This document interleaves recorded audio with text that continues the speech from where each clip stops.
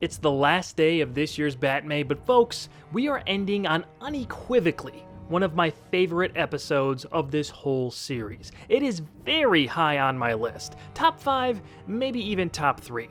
I love it so much and have rewatched it multiple times. I am of course talking about the unadulterated classic, His Silicon Soul.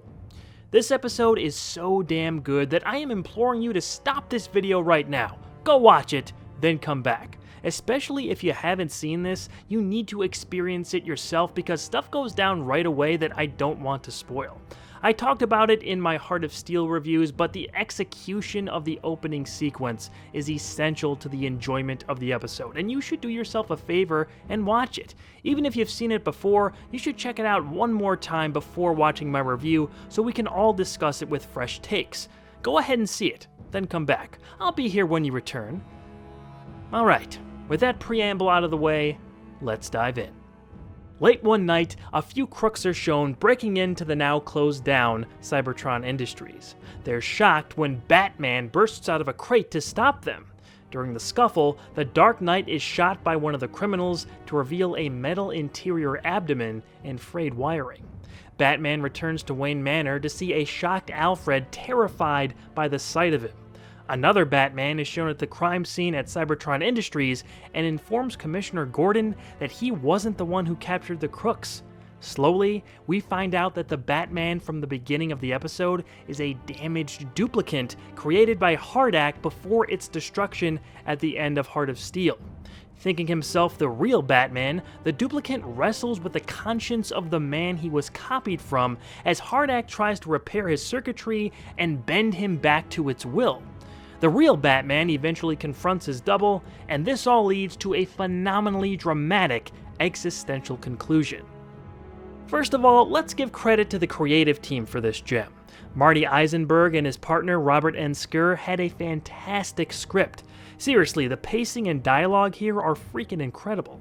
They collaborated on 2 other episodes, one being the Riddler's second appearance in What Is Reality, which I reviewed earlier this year, and the second is a Season 2 episode called Lockup. We'll get to that one next year, but I think it's safe to say that this is their magnum opus in Batman the Animated Series. Let's also not forget that since this is a sequel to Heart of Steel, a little credit should be given to Brynne Stevens for her writing on that 2-parter. I believe I mentioned this in my Heart of Steel reviews, but the original plan was to have the climax of the second episode feature a Batman duplicate, but they ran out of time. Since the creative team liked the idea so much, they just gave the concept its own episode, and thank goodness they did, because as good as Heart of Steel is, this surpasses it. But hey, they couldn't have gotten there without it, so credit where credit is due. Boyd Kirkland directed yet another exceptional installment of this series, and I think this is one of his very best.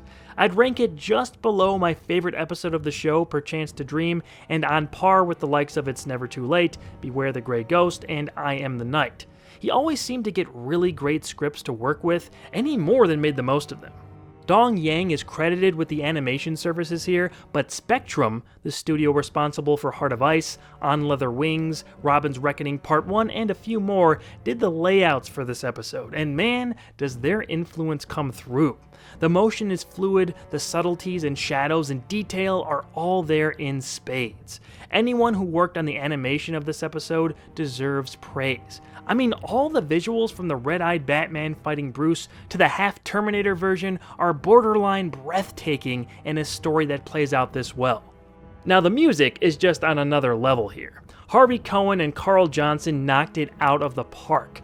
I don't think that ball has even landed yet, and we're talking about from the opening frame of the title card. The Twisted Batman theme is amazing.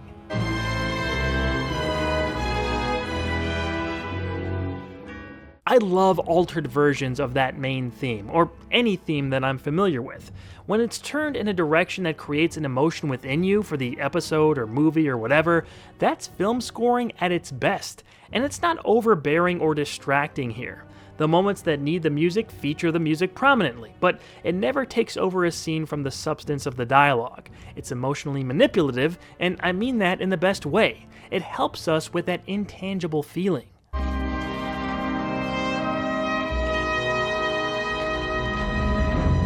Kevin Conroy turns in one of his best performances, and he really got to stretch his muscles with how much conflicting emotion he put into his words.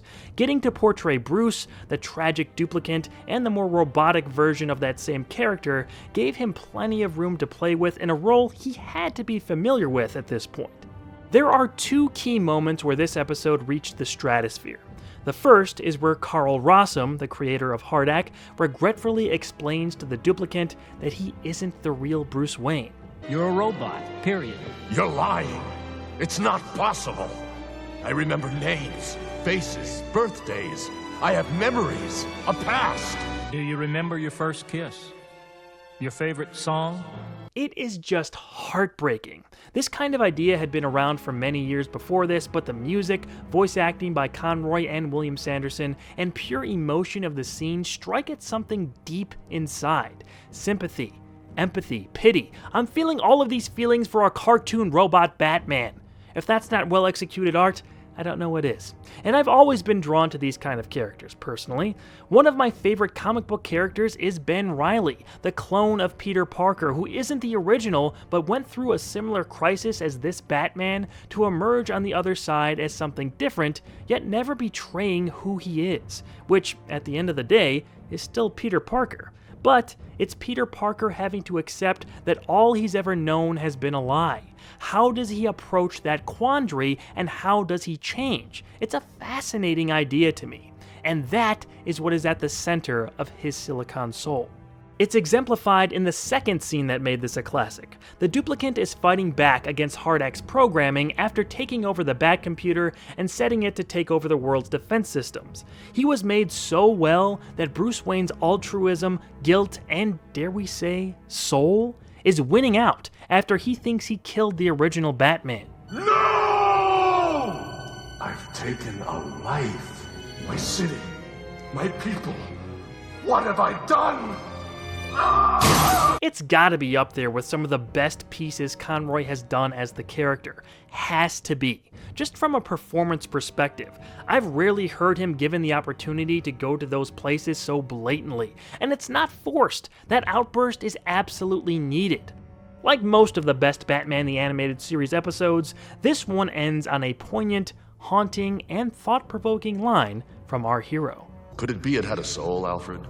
A soul of silicon. But a soul, nonetheless. Freaking brilliant. What an episode to end on. I want to thank all you guys for watching this year's Batman. It was bigger than ever, and next year, we push into seasons 2 and 3. There will be a ton more to discuss, so I hope you'll join me then. Also, as a special gift to you guys, we have pretty much a full audio movie dropping the same day as this video. It's the fanscription episode everyone's been asking us about. What if Tim Burton directed Batman Forever? This is beyond supersized. We're talking over 100 minutes with full dialogue scenes. So close out your Batman with that video, and we'll see you next year. Because as long as you guys want to see it, we're going to make sure we get through all these episodes. Have a great rest of your 2021. You can find me in the meantime on my personal channel, youtube.com/awesomewalter, on social media, the Twilight Zone Marathon, which starts later this year, or in future fanscription videos right here on Channel Awesome. I'm Walter Benaziak, and I hope you had a batastic Batmay 2021.